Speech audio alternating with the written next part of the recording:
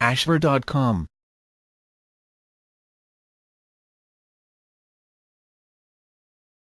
Hello and welcome to ashver.com. You are watching an interesting video on what have you heard about perimenopause and how to experience a positive perimenopause. Please read the disclaimer carefully. What have you heard about perimenopause? If it's been one bad thing after another, then you're not alone. This natural transition that moves women into menopause is a powder keg of confusion and fear. It also thrives on word of mouth and old wives' tales. We can blame the confusion part on the fact that a lot of us weren't raised to know there was even such a thing called perimenopause. The fear part is based on what we've learned to expect about menopause, often from our mothers and the media, and that's that we should brace ourselves for a brutal chapter that begins a slippery slope to the end. My experience though might give you some new ways of looking at it. I think of perimenopause as an opportunity to become an expert on our health and well-being. Instead of listening to old wives' tales, I take the position that my experience is unique for me and I deal with things as they come. My tact is exactly the prescription that Dr. Christiane Northrup, the guru of women's health, suggests for women at midlife. She considers perimenopause a time when our bodies give us distinct messages of where we're at, physically, emotionally, spiritually and mentally. If there's any cracks, this is when they're going to surface. The big challenge of perimenopause is about making one of three choices. We can try and ignore any changes that come up, we can deal with them on a surface level, or we can really dig in and make big change. I choose the latter option and consider any cracks that come up an awesome opportunity for growth. Become an online explorer. There are a huge amount of resources online, from community groups to doctors delivering breakthrough information. The internet has been a game changer for how we think about perimenopause. Recognize perimenopause is a natural process. When our bodies start preparing for menopause, it isn't a disease. However, that's the way it's treated. A great way to rewire our thinking about our health is to trust in the wisdom of our bodies and their process. I look to nature for guidance and see rejuvenation and reinvention all around me, and that's the mindset that I bring to this stage in life. Become a great patient. When I go to the doctor, I come prepared. I keep a journal that has tracked my physical, emotional, mental and spiritual health.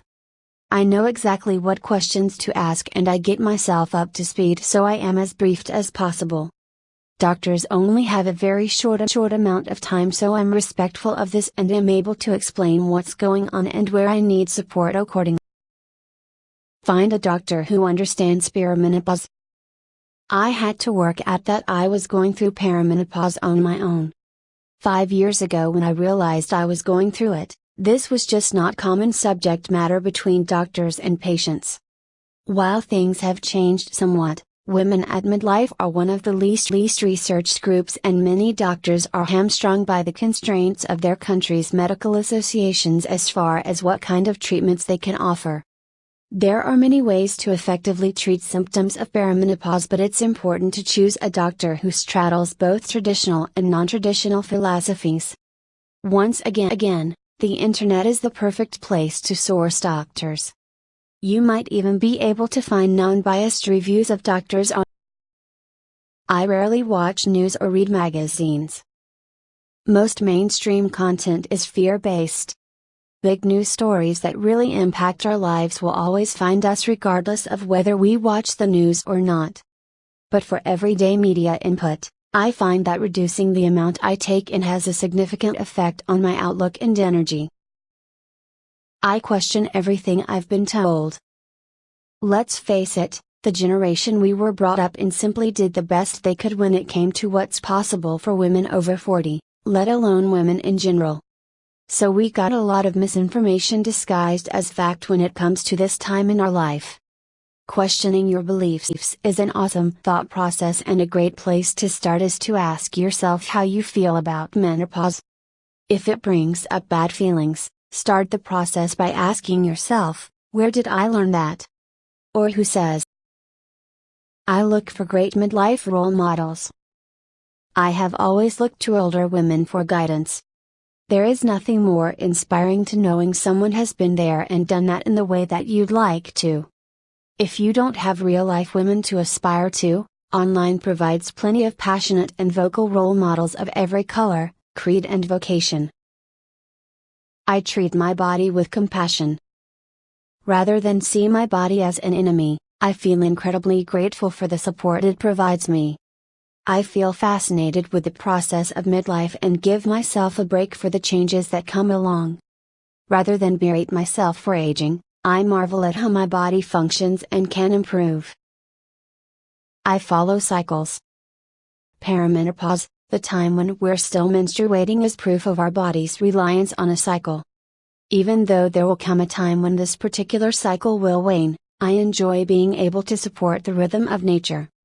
I do this simply by observing full and new moon cycles and by doing my best to get a good night's sleep. I practice extreme self-care. More than ever, this is a time in life where I put my self-care first.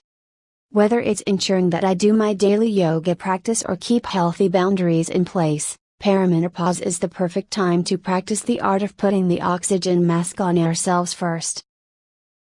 Thank you for watching this interesting and informative video. This channel offers motivational, inspirational, valuable and informative videos to soothe, cleanse and inspire your health, mind, body and spirit.